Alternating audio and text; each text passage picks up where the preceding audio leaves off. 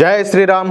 అందరికీ నమస్కారం. Welcome to news అఖండ. నేను మీ కస్తూరి శ్రీధర్. మిత్రులారా, సహజంగా చాలా మందికి తెలియని విషయం ఏంటంటే పాకిస్తాన్లో ఎప్పటికప్పుడు విదేశీ మారకద్రవ్య నిల్వలో తగ్గిపోతూ ఉంటాయి కదా.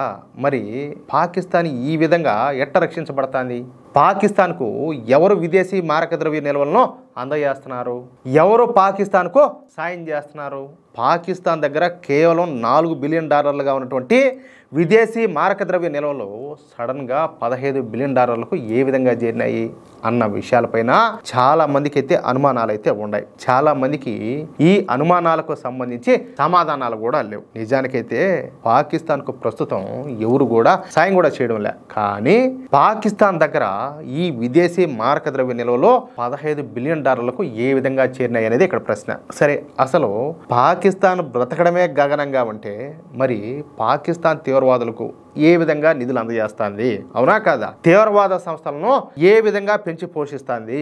తీవ్రవాదుల కోసం విదేశాల నుంచి అత్యాధునికమైనటువంటి ఆయుధాలను పాకిస్తాన్ ఏ విధంగా తీసుకురాగలుగుతుంది?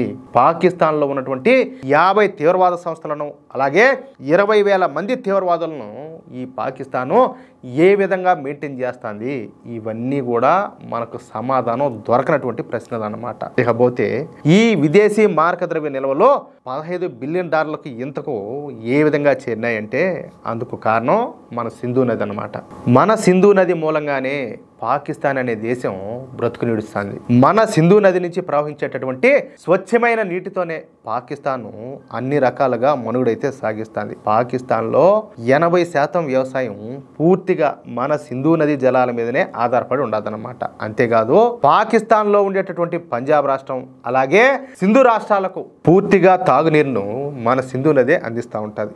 మన సింధు నదిలోని స్వచ్ఛమైన నీటిని ఉపయోగించుకొని సింధు నది పొడవున ఈ పాకిస్తాన్ కొన్ని లక్షల ఎకరాల్లో చేపల పెంపకం అదేవిధంగా రొయ్యల సాగు నిర్వహిస్తుంది.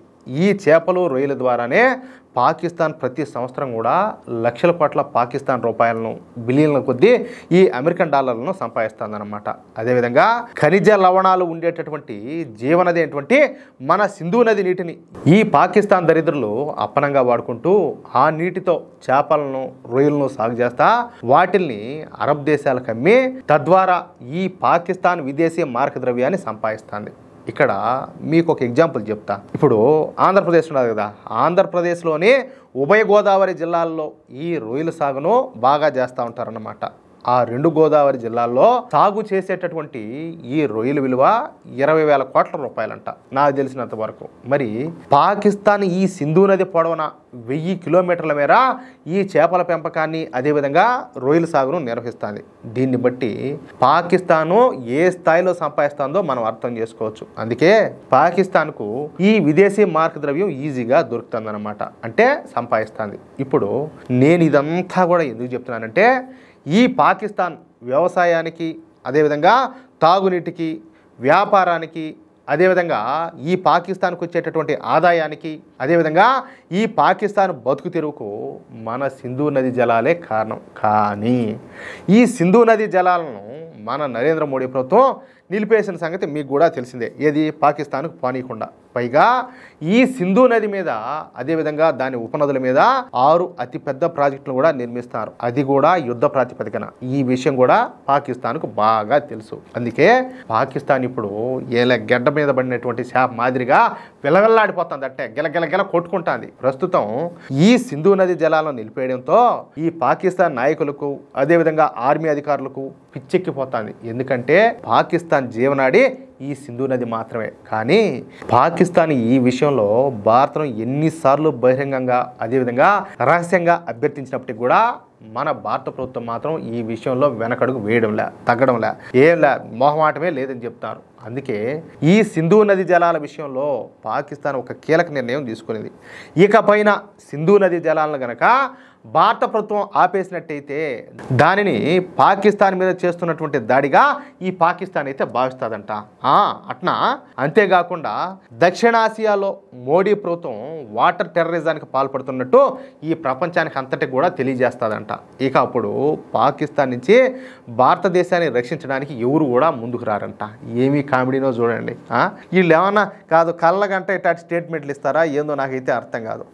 సింధు నది జలాల విషయంలో భారత్ పైన దాడి చేయడానికి పాకిస్తాన్ సర్వసన్నద్ధంగా ఉండదంట. కొంచెం ఉన్న వీళ్ళ డిక్కీ కన్నా సిగ్గులే.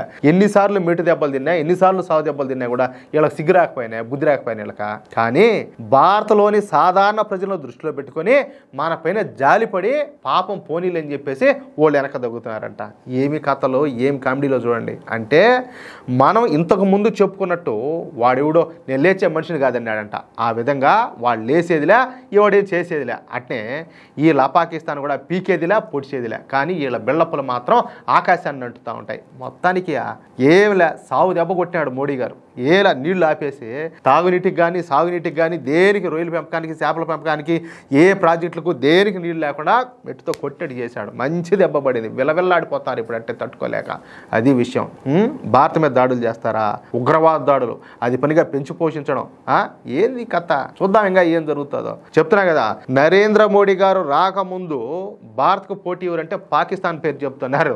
ఇప్పుడు పాకిస్తాన్ అసలు ఆ లెక్కలోనే లేదు. ఇప్పుడు పోటీ అంటే మనకు చైనాకు, మనకు అమెరికాకు, వీటికి మాత్రమే. అట్లా అగ్రదేశాలతో పోటీ పడుతుంది ఈరోజు భారతదేశం. అది నరేంద్ర మోడీ గారి నాయకత్వం. మిత్రులారా, ఈ న్యూస్ కనుక మీకు నచ్చినట్లయితే ఖచ్చితంగా ఈ న్యూస్ నలుగురికి షేర్ చేయండి. అలాగే ఈ వీడియోకు సంబంధించి మీ యొక్క అమూల్యమైనటువంటి అభిప్రాయాలను కామెంట్ రూపంలో తెలియజేయండి. ఇంకో విషయం ఏంటంటే, ఇంతవరకు మీరు కనుక మన ఛానల్ను సబ్స్క్రైబ్ చేసుకున్నట్లయితే ప్రతి ఒక్కరు కూడా మన ఛానల్ను సబ్స్క్రైబ్ చేసుకోండి, సపోర్ట్ చేయండి ప్లీజ్. జై శ్రీరామ్, జై హింద్.